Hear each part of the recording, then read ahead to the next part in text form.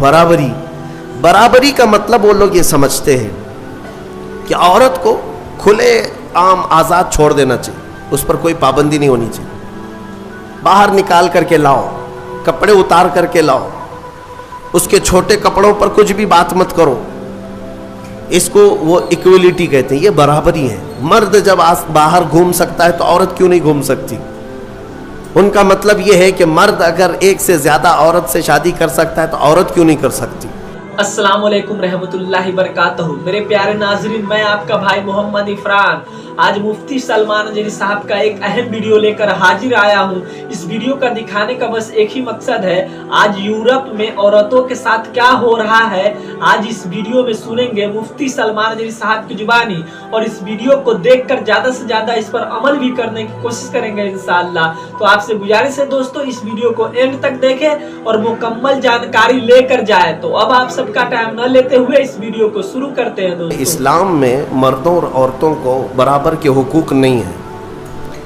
عورتوں کو دیوار کے اندر بند کر دیا جاتا ہے, وہ کام کاج کرنے والی ہے, بس جھاڑو پوچھا کرتی رہ جائے زندگی میں, اور اس کا کوئی کام نہیں ہے. ان ظالموں کو کیا پتا کہ عورتوں کا اسلام میں مقام کیا ہے. جو دور بیٹھ کر کے واویلا مچاتے ہیں, ان کے نزدیک برابری کا مطلب یہ ہے کہ عورت کو ننگا کر کے بازار میں لایا جائے. واللہ میں کہتا ہوں اسلام نے جو عورتوں کا مقام عطا کیا, ایک خاتون جنت سیدہ کائنات فاطمۃ الزہرا کے قدموں کے برابر لاکھوں مرد بھی نہیں ہو پائیں گے. ان کا جو مقام ہے, یہ نہیں ہے کہ اسلام نے عورتوں کو کہیں گرایا ہے. برابری, بلکہ کچھ خصوصیات مردوں کی ہیں وہ مردوں کو دی گئی, کچھ خصوصیات عورتوں کی ہے تو عورتوں کو دی گئی. یہ ایکویلٹی نہ ہونے اور برابری نہ ہونے کے جو دعوے کیے جاتے ہیں پوری دنیا میں ہیومن رائٹس یا ویمن رائٹس کے متعلق, کہ عورتوں کے حقوق کے متعلق, ان کو ایسا لگتا ہے کہ اسلام میں عورتوں کو حق نہیں ملا. اور یہاں پر بھی تو ہے, ہمارے ملک میں بھی, کہ ہماری عورتوں پر بہت زیادہ رحم کھاتے ہیں ہمارے پی ایم صاحب, کہ مسلمان عورتیں پیڑت ہیں.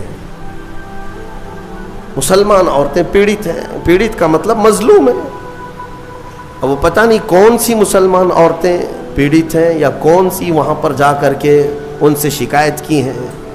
ویسے تو ان کی خود کی عورت بہت سالوں سے پیڑت ہے. میرے عزیزوں, اسلام نے جو حقوق عورتوں کو عطا کیے, میں چیلنج کے ساتھ کہتا ہوں پوری دنیا میں کسی بھی کمیونٹی نے وہ حقوق نہیں تھی, وہ حقوق نہیں دیے. تمہیں پتا ہے ایک زمانہ تھا جب عورتوں کو 5-5 زنجیریں باندھ کر کے بازار میں لایا جاتا تھا. یونان جیسی پوش حکومت, اس زمانے میں سپر پاور کہلائی جانے والی یونان کی حکومت, عورتوں کو وہ 5-5 زنجیریں باندھتے تھے, 2 ہاتھوں میں, ایک گلے میں, 2 پیروں میں, اور 5 زنجیریں باندھ کر کے کبھی بازار لانا ہوتا تو عورت کو ساتھ میں لاتے اس طرح سے, کھلے چھوڑ کر کے نہیں. اسلام کی عظمتوں پر قربان جاؤ, اسلام نے ان زنجیروں کو کاٹ دیا اور انہی 5 زنجیروں کو عورت کا زیور بنا دیا. آج بھی عورتیں دونوں ہاتھ میں بنگڑیاں پہنتی ہیں, گلے میں نیکلس پہنتی ہیں, دونوں پیروں میں پائل پہنتی ہیں. یہ کیوں ہے؟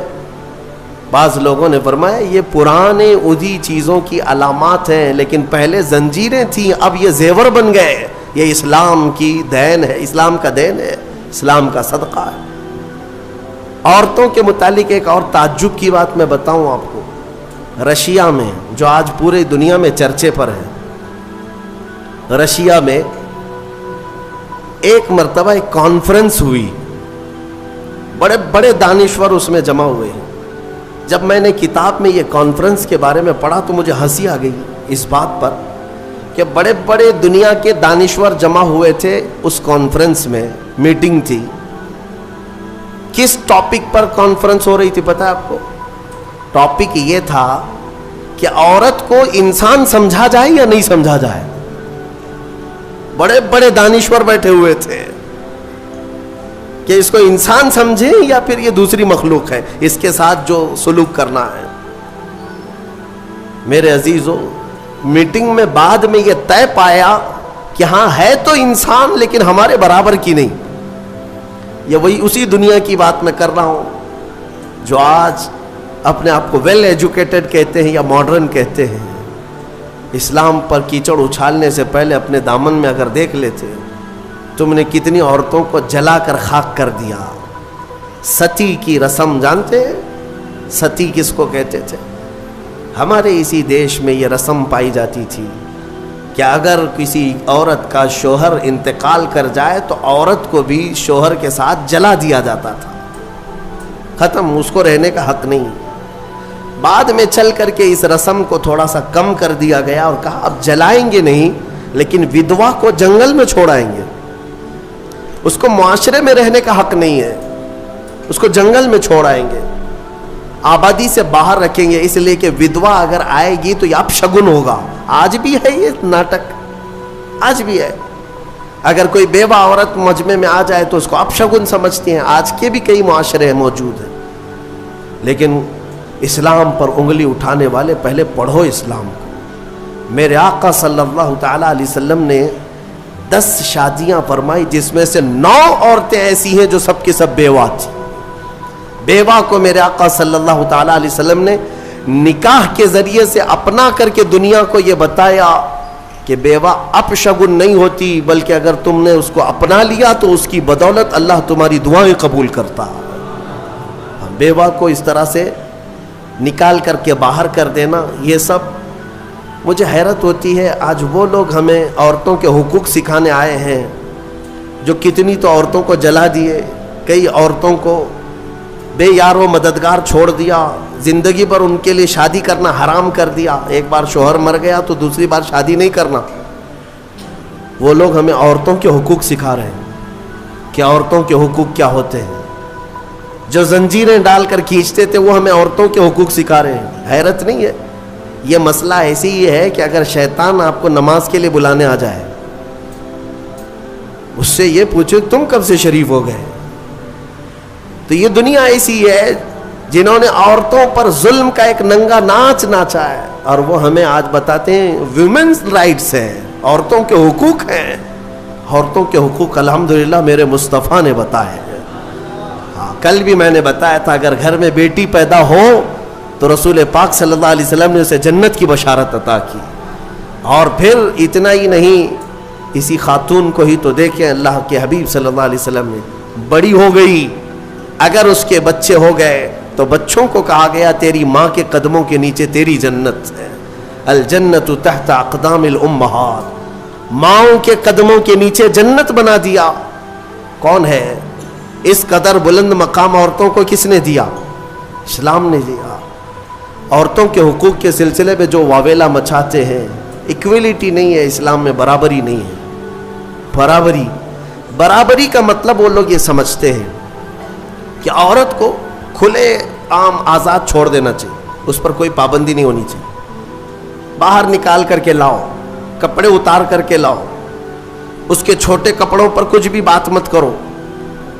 اس کو وہ ایکویلٹی کہتے ہیں، یہ برابری ہے. مرد جب باہر گھوم سکتا ہے تو عورت کیوں نہیں گھوم سکتی؟ ان کا مطلب یہ ہے کہ مرد اگر ایک سے زیادہ عورت سے شادی کر سکتا ہے تو عورت کیوں نہیں کر سکتی؟ یہ بھونڈے اعتراضات ان کے لیے، یہ بے سر و پیر کے اعتراضات سوالات ہوتے ہیں. میں ان کو ایک اچھا مشورہ دیتا ہوں، عورتوں سے برابری کرنا ہے. ظاہر سی بات ہے، برابری ہر چیز میں ہونی چاہیے، ہر چیز میں ہونی چاہیے. عورتوں کے ساتھ برابری کرنے میں شادی کر لو، 1 سال بچہ وہ جنے گی، دوسرے سال تم بچہ جنو. 1 سال وہ حمل کی تکلیف اٹھائے گی، دوسرے سال تم حمل کی تکلیف اٹھاؤ. بھائی ساری تکلیفیں عورت کو ہی کیوں؟ ہو سکتا ہے یہ پاسبل ہے. تو تمہیں پتا ہونا چاہیے کہ ہر مخلوق کی اللہ نے کچھ خصوصیات رکھی ہیں.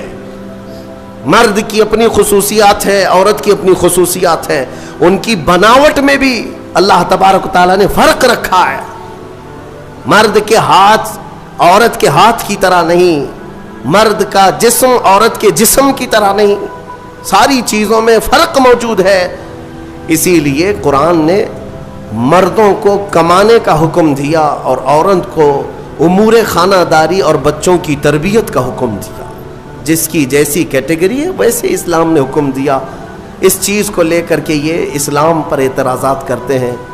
आज पाकिस्तान की सड़कों पर कुछ औरतें बैनर लेकर के उतरी और उस बैनर पर यह लिखा हुआ है कि मेरा जिस्म मेरी मर्जी, कि हमें आज़ाद छोड़ दिया जाए। चार दीवारी हमारा घर नहीं है, पूरी दुनिया हमारी है। ये वो जानवर औरतें हैं जिन्हें जंगल चाहिए, जंगलियों की तरह से वो ज़िंदगी जीना चाहती हैं।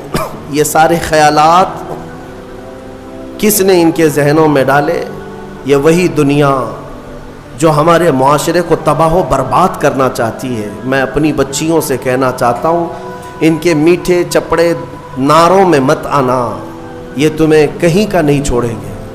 आज जाओ यूरोप को जाकर देख लेना, अमेरिका को जाकर देख लेना, वहाँ पर पूरा निज़ाम दरहम बरहम है। जो पॉश कहते हैं ना, वो सिर्फ़ और सिर्फ पैसे में पॉश या फिर अय्याशी में पॉश नज़र आते हैं। अखलाक जो इंसान के हैं वो मर चुके हैं, मर चुके हैं।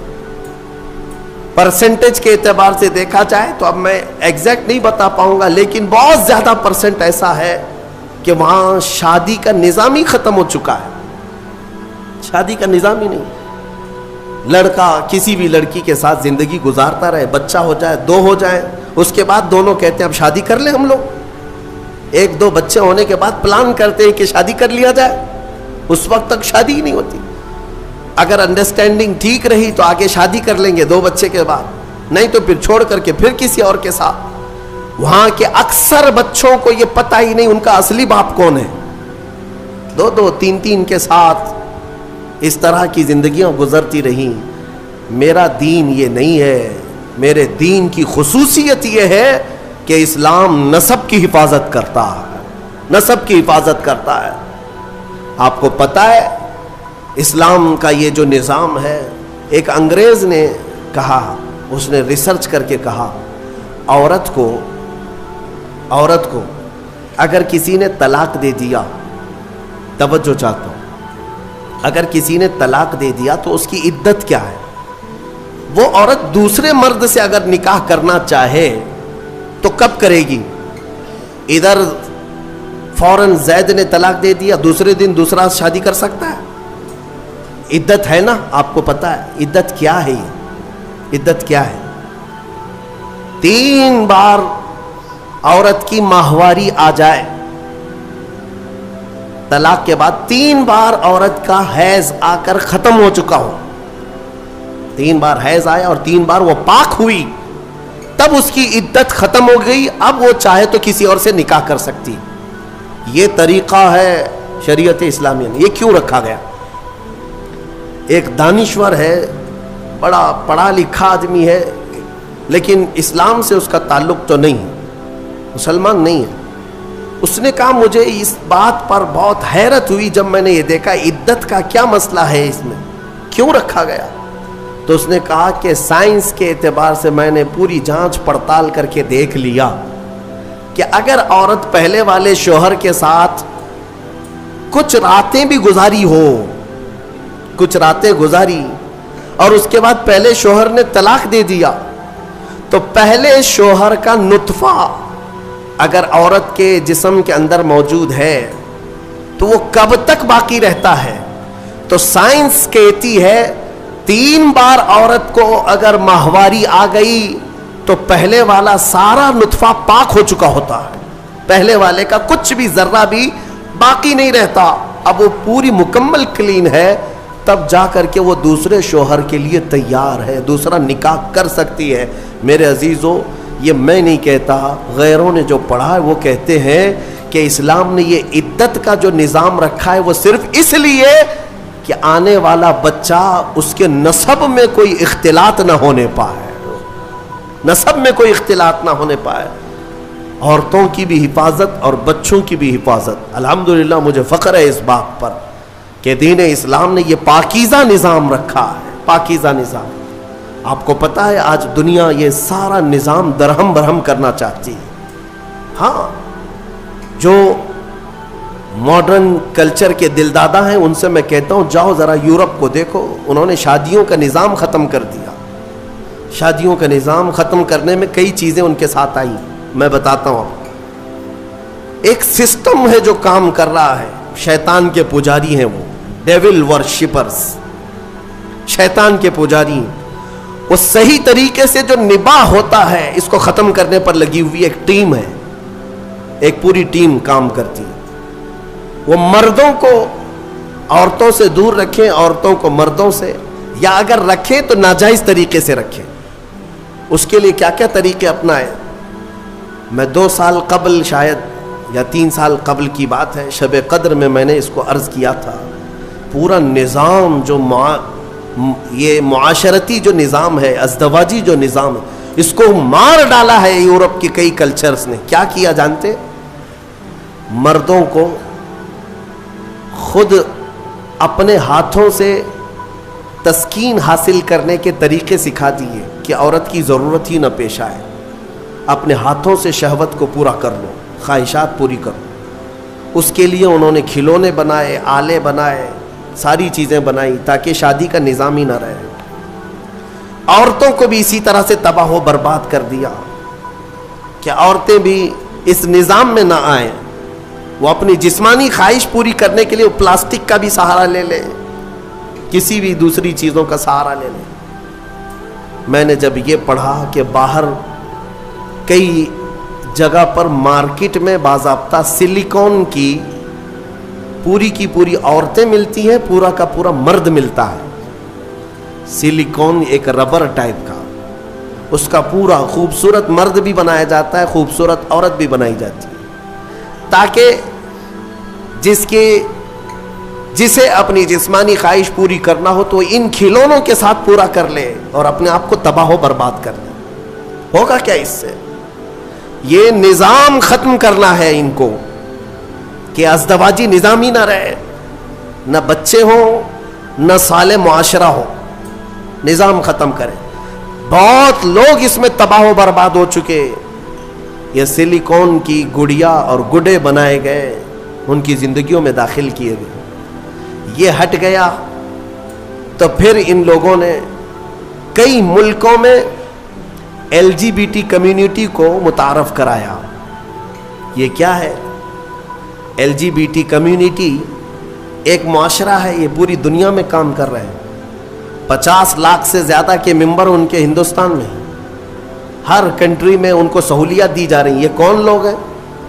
یہ وہ لوگ ہیں کہ مرد مرد سے اور عورت عورت سے اپنی خواہشات پوری کرے. ہومو سیکسولیٹی, گےازم, لیزبین, ٹرانسجینڈر, یہ ایک پوری کمیونٹی بنی ہے کہ شادی کا نظام ہی نہ رہے. مرد مردوں سے اپنی خواہشات پوری کر لے, عورت عورتوں سے اپنی خواہشات پوری کر لے. یہ قوم لوط کی بلا, جس کے متعلق قرآن نے کہا اس گناہ میں جو مبتلا ہیں وہ دردناک عذاب میں گرفتار ہوں گے. 3 جگہ ان کا ذکر آیا ہے. حضرت لوط علیہ السلام کی قوم اس گناہ میں مبتلا تھی. اللہ تعالیٰ نے فرمایا ان کی زمین کو اٹھا کر اللہ نے پلٹ دیا, لیکن اس سے پہلے کیا کیا؟ وَأَمْطَرْنَا عَلَيْهِمْ حِجَارَةً مِّن سِجِّيلٍ, نوکیلے پتھروں کی بارش کی گئی تھی ان پر. ان کے جیسی سروں پر وہ پتھر پڑتے تھے تو بھیجا نکل جاتا تھا. قوم لوط. اور اس کے بعد زمین کو اٹھا کر فَجَعَلْنَا عَالِيَهَا سَافِلَهَا, اللہ فرماتا ہے بلند کیا گیا اور پھر گرا دیا گیا. قوم لوط پر جو عذاب آیا اس کو قوم سدوم بھی کہتے ہیں. جارڈن میں کبھی آپ کو جانا ہو تو یہ وہی علاقہ ہے جہاں حضرت لوط علیہ السلام کا قیام تھا. میں نے خود سفر کیا, تقریباً 150 سے 200 کلومیٹر تک گاڑی چلتی رہے تو صرف اور صرف کالے کالے پتھر ہی ہیں, عجیب قسم کے پتھر ہیں. دیکھو تو ڈر لگے. آج بھی نہ کوئی آبادی ہے, نہ کوئی گھر ہے, نہ کوئی درخت ہے, کچھ نہیں. بہت دور تک صرف کالے کالے پتھر پڑے ہوئے ہیں. وہ کس زمانے کے پتھر اور کس پہ برسے ہوئے پتھر یہ تو میں یقین کے ساتھ نہیں کہتا، لیکن علاقہ وہی ہے جو قوم لوط پر عذاب آیا تھا۔ میرے عزیزوں، میرے کہنے کا خلاصہ یہ ہے کہ یہ دنیا اس اسلامی خصوصیات کو مار ڈالنا چاہتی ہے، ختم کرنا چاہتی ہے کہ صالح معاشرہ نہ رہے۔ ایک بات یاد رکھنا، بڑے بزرگوں نے لکھا ہے کہ جو حلال طریقے سے بچہ آتا ہے نا، وہ بزرگوں کا ادب بھی جانتا ہے، حلال و حرام کی تمیز بھی جانتا ہے، اس کی زبان بھی پاک ہوتی ہے اور اخلاق بھی اچھے ہوتے ہیں۔ اور جو حرام طریقے سے دنیا میں آیا ہے تو پھر اس کے اندر اس کے کیریکٹر بہت خراب بھی ہو جاتے ہیں، شیطانی چکر کا وہ ایک پورا کا پورا وہ نظر آتا ہے، پیکر نظر آتا ہے۔ بہرحال عورتوں کے متعلق مجھے بات یہ عرض کرنی تھی کہ اللہ تبارک و تعالیٰ نے ان کے پورے حقوق یہاں پر شریعت میں ہمیں عطا کیے ہیں۔ بعض لوگ ایک سوال یہ کرتے ہیں کہ جب وراثت بانٹتے ہیں تو مرد کو 2 حصے، عورت کو 1 حصہ کیوں؟ آپ نے سنا ہوگا نا کہ عورت کو آدھا، مرد کو 1، یا تو اس کا دوسرا معنی ایسے ہی ہے کہ اگر کسی باپ کا انتقال ہوا، اس کے گھر میں 2 بیٹے اور 2 بیٹیاں تھیں، 2 بیٹے 2 بیٹیاں تھیں، تو مال کیسے تقسیم ہوگا؟ 3 حصوں میں تقسیم ہوگا۔ ایک حصہ دونوں بیٹوں کو دیا جائے گا اور ایک حصہ جو بچا ہے وہ آدھا آدھا لڑکیوں میں دیا جائے گا، آدھا آدھا دونوں لڑکیوں کو دیا جائے گا، یعنی 4 اولاد تھی تو 3 حصوں میں بٹا جائے گا، ایک حصہ لڑکے کو اور آدھا آدھا لڑکی کو۔ تو اس دنیا کو یہی بات شوشہ مل گیا، کہا کہ لڑکی کو آدھا کیوں، لڑکی کو آدھا کیوں، لڑکے کے برابر کیوں نہیں دیا جاتا؟ انہیں پتہ نہیں اسلام نے ان خواتین کو اور بھی کہاں کہاں حصے رکھے ہیں۔ یہ لڑکی کا باپ کی طرف سے ملنے والا آدھا حصہ ہے، یہ اپنے بھائی کے برابر نہیں، آدھا۔ لیکن جہاں یہ نکاح کر کے جاتی ہے اس کے شوہر سے بھی اس کو وراثت دی گئی ہے، عورت کو اس کے شوہر کے گھر سے بھی وراثت ہے، باپ کے گھر سے بھی وراثت ہے۔ یہ دنیا کہتی ہے کہ ہم نے عورتوں کے حقوق مارے ہیں، تم وراثت کے احکام پڑھے کہاں ہو، معلوم کہاں ہے؟ عورتوں کو مکمل پورے تحفظات کے ساتھ شریعت نے حقوق عطا کیے۔ بہرحال اللہ تبارک و تعالی ہمیں سمجھ عطا فرما ہے۔ یہ سورہ نساء کے متعلق جو باتیں تھی وہ عرض کیا۔ ایک بات میں آپ کو بتا دوں، قرآن پاک نے فرمایا وَإِنْ خِفْتُمْ شِقَاقَ بَيْنِهِمَا، اکثر ایسا ہوتا ہے کہ شوہر بیوی میں جھگڑے ہوتے ہیں، اور ان جھگڑوں کا ذکر قرآن میں جب آیا ہے کہ اگر تمہیں خوف لگتا ہے کہ دونوں میں نہیں نبھ پائے گا، دونوں جم نہیں رہی ہے، شوہر کی اور بیوی کے ساتھ، بیوی کی شوہر کے ساتھ، کئی زندگیاں ایسی ہیں، روز لڑائیاں، روز جھگڑے، یا پھر آگے نہیں چلنے جیسی صورت بنتی ہے، تو کیا کرے؟ اللہ فرماتا ہے فَبْعَثُوا حَكَمًا مِّنْ أَهْلِهِ وَحَكَمًا مِّنْ أَهْلِهَا۔ اللہ تعالیٰ نے فرمایا عورت کی طرف سے ایک سمجھ بوجھ رکھنے والا آدمی آئے اور مرد کی طرف سے بھی ایک سمجھ بوجھ رکھنے والا آدمی آئے۔ إِن يُرِيدَ إِصْلَاحًا يُوَفِّقِ اللَّهُ بَيْنَهُمَا، اگر دونوں خاندانوں سے ایک آدمی بیٹھ گیا اور ان دونوں کی نیت اصلاح کی ہے تو رب فرماتا ہے اللہ ان کے دلوں میں محبت پیدا کرے۔ ہاں، یہاں تو لڑکی کی اماں پہلے سے بیٹھی ہوئی نہیں، طلاق ہی چاہیے، میری بیٹی کو واپس بھیجو گھر۔ اصلاح کی نیت کا ہے۔ آدھی لڑکیوں کے گھر کو توڑنے میں ان کی ماؤں کا ہی ہاتھ ہے، زبردستی کا۔ میرے عزیزو، شادی کے بعد ایک زندگی جو ہے یہ کیسی ہے؟ شوہر اور بیوی دونوں کو قرآن نے کہا ہن لباس لکم وانتم لباس لہن، عورتیں تمہارے لیے لباس ہے اور تم عورتوں کا لباس۔ لباس سمجھتے ہیں نا کیوں پہنا جاتا ہے؟ لباس بدن چھپانے کے لیے پہنتے ہیں، ٹھنڈی گرمی سے بچنے کے لیے پہنتے ہیں۔ تو تم عورتوں کا لباس ہو، اس کا مطلب یہ ہے کہ عورتوں کے عیبوں کو تم چھپاؤ گے اور تمہارے عیبوں کو عورتیں چھپائیں گے، ایک دوسرے کے عیب کو باہر نہیں نکالے۔ اور اسی طرح عورتوں کی تکلیف آئے تو تم سہارا بن کر کھڑے ہو جاؤ، اور مرد کی تکلیف آئے تو عورت سہارا بن کر کھڑی ہو جائے۔ माँ खदीजतुल कुबरा रज़ी अल्लाह ताला अन्हा की ज़िंदगी को देखें। हुजूर पाक सल्लल्लाहु ताला अलैहि वसल्लम से जो वफ़ा थी, मोहब्बत थी। अल्लाह हुजूर गारे हिरा से जब उतरते, दोपहर का वक्त हो, गारे हिरा 3000 फीट ऊंचा पहाड़ है। हज़रत खदीजा अपने घर से बाहर आंगन में खड़ी होती थी। गुजरने वाले कहते, खदीजा, हुजूर पाक सल्लल्लाहु ताला अलैहि वसल्लम तेरे शोहर आ रहे हैं, अभी वक्त लगेगा, जब तक तो छांव में बैठ जा। हजरत खदीजा कहती है, मेरा दिल गवारा नहीं करता, मेरे सरताज धूप में उतर रहे और मैं छांव में बैठी रहूं। जितनी देर मेरे रफीक हयात सल्लल्लाहु अलैहि वसल्लम धूप में उतर रहे हो, उतनी देर मैं भी तो धूप में खड़ी रहूं। हिस्सेदारी इसको कहते हैं, पार्टनरशिप ये होती है, शरीक हयात इसको कहते हैं, लाइफ पार्टनर ये है। हजरत खदीजा का जब इंतकाल हुआ, मेरे आका को इतना गम हुआ, इतना गम। पूरे साल का नाम रसूल पाक ने आमुल हुज़्न रखा। ये गम का साल है, जिस साल उम्मुल मोमिनीन का इंतकाल हुआ। और वो अजीब लम्हा था जब सैयद कायनात फातिमतुज़ ज़हरा सलामुल्लाहि अलैहा हुजूर की बारगाह में थी। छोटी उम्र थी जब हज़रत खदीजा का इंतकाल हुआ। हज़रत फ़ातिमा बहुत छोटी थी। हुजूर पाक सल्लल्लाहु अलैहि वसल्लम ने बुलाया, हज़रत फ़ातिमा से मोहब्बत किया और कहा, फ़ातिमा, तेरी माँ के इंतकाल से पहले तेरी माँ ने कुछ कहा था, कोई ख़ास बात जो मुझे ना कही? हज़रत फ़ातिमा कहती, हाँ अब्बा जान, अम्मा ने इंतकाल से एक दिन पहले मुझसे कहा था, फ़ातिमा, अगर मैं मर जाऊं, अगर मेरा इंतकाल हो जाए तो मेरे कफन के साथ तू अपने बाबा जान का जुब्बा भी रख देना। अपने बाबा जान का जुब्बा मेरे कफन के साथ रख देना, मेरी कब्र में रख देना। हज़रत फ़ातिमा रोते हुए कहती हैं, या रसूल अल्लाह, अम्मा की एक ख्वाहिश थी।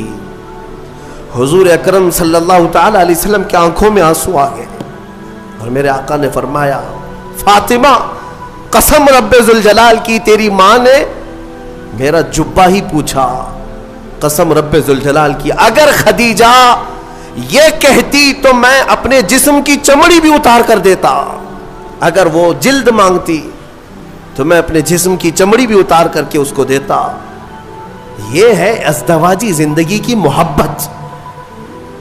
शोहर बीवी एक दूसरे को तानो तशनी करते रहे, औरत शोहर के गैबाना में खयानत करती रहे, तो ये कौन से लाइफ पार्टनर है, कौन से शरीक हयात है?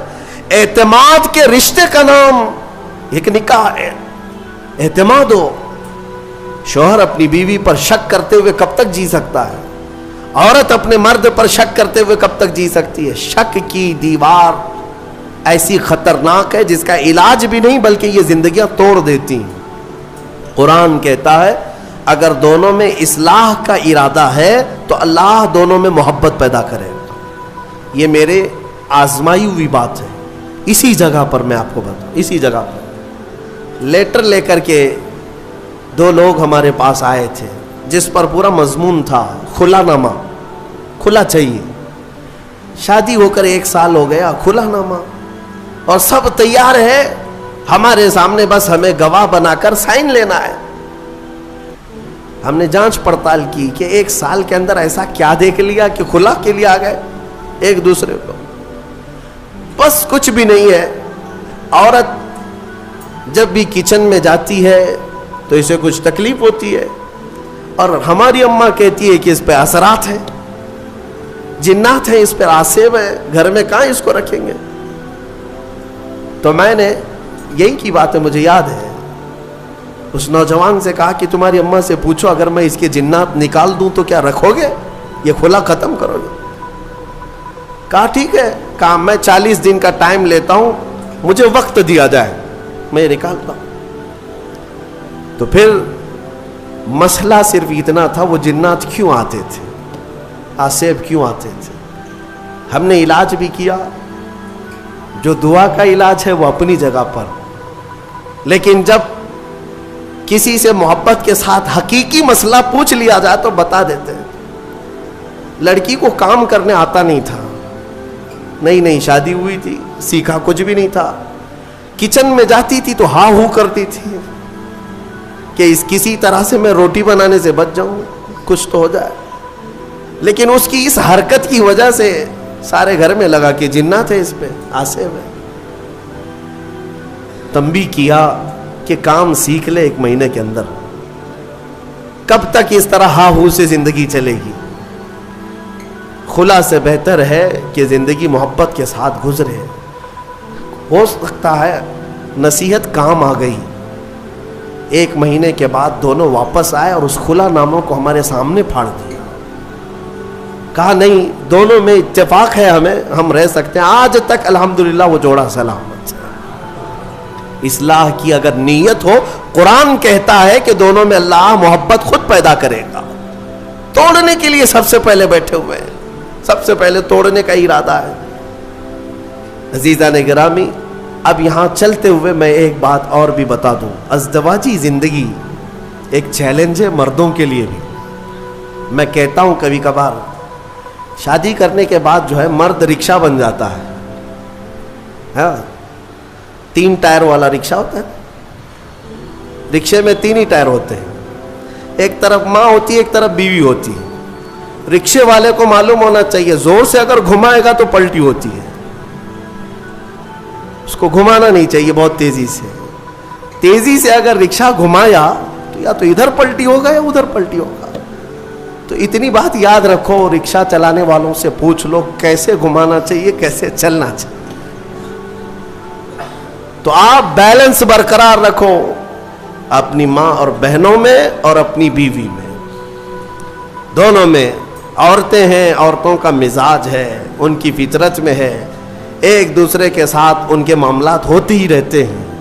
آپ کو میں کیا بتاؤں, حضور پاک صلی اللہ تعالیٰ علیہ وسلم کی 10 بیویاں ہیں. میرے آقا نے ان کے درمیان کیسے عدل قائم رکھا, کیسے عدل قائم رکھا.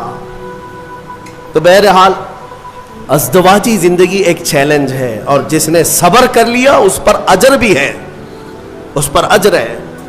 حضور پاک صلی اللہ تعالیٰ علیہ وسلم کی حدیثوں کا ایک مفہوم یہ بھی ہے کہ عورت ٹیڑھی پسلی سے پیدا کی گئی, اسے تم پورا سیدھا کرنے کی کوشش نہ کرو ورنہ یہ ٹوٹ جائے گی. تم اسے فرشتہ دیکھنا چاہتے ہو, عورت کو ہر مرد یہ چاہتا ہے اتنی پاک ہونا چاہیے, اتنی پاک ہونا چاہیے, خود ناپاک رہے چلے گا. عورت بھی انسان ہے, اس کو اسی اعتبار سے رکھا جائے. وہ جس قدر تمہاری فرمان بردار ہے بہت ٹھیک ہے. اچھا, اور ایک حدیث میں آپ کو بتاؤں, دنیا میں اگر اللہ تبارک و تعالیٰ نے دنیاوی نعمتوں میں سب سے اچھی نعمت اگر کسی کو دیا تو وہ کیا ہے؟ بڑا گھر کسی کو ملا نعمت ہے, دولت ملی وہ بھی نعمت ہے, اولاد ملی وہ بھی نعمت ہے. لیکن میرے آقا نے فرمایا اگر کسی کو نیک بیوی مل گئی تو اللہ کی سب سے بڑی نعمت ملی ہے. آدھی دنیا اس کو مل گئی, آدھی دنیا. اور اگر نیک نہیں ملی تو آدھی جہنم تو یہی ہو گئی ہے. ہاں, سارا کا سارا اس کا نظام ٹھپ ہو جاتا ہے. ایک حکیم صاحب کے بارے میں نے پڑھا تھا, وہ آپ کو بھی میں بتا دوں. اکثر گھروں میں جو جھگڑوں کی ابتدا ہوتی ہے یہ زبان کی, عورتوں کی زبان کینچی کی طرح چلتی رہتی ہے. وہ کچھ عورتیں یہ عہد کر کے بیٹھی ہیں کہ جواب تو دینا ہی ہے, جواب تو دینا ہی ہے, چپ کیوں رہے. شوہر بولتا ہے تو کچھ تو جواب دینا ہے. شام میں آتا ہے تھکا ہارا, کچھ بھی 19-20 ہوا تو جھگڑے شروع ہوئے.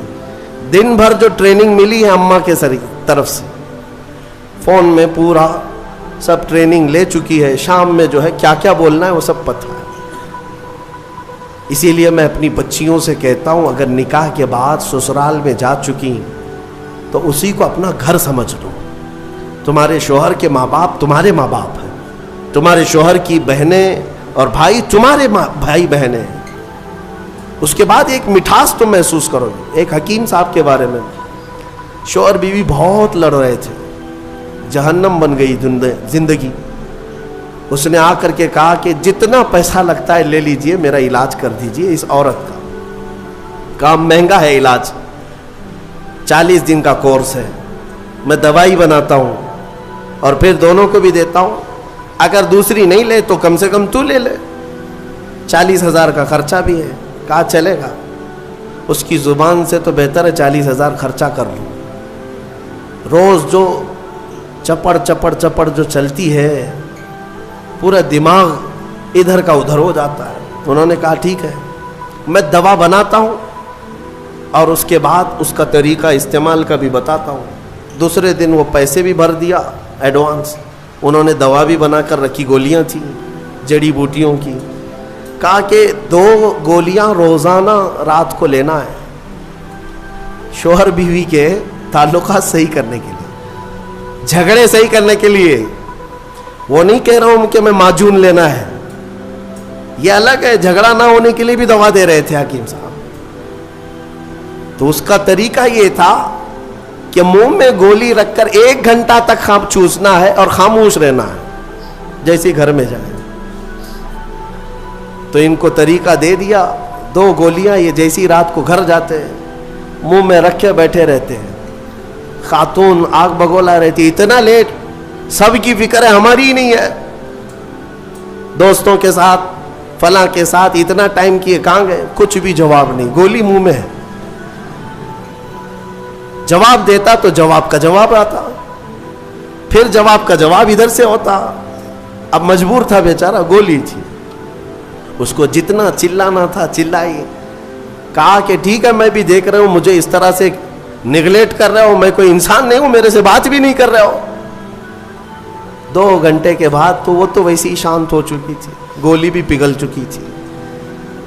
लेकिन जब शांत हो गए तो रात अच्छे से गुजर गई। दूसरे दिन फिर रात को आए, फिर मुंह में गोली थी, आज फिर वो चिल्लाने लगी।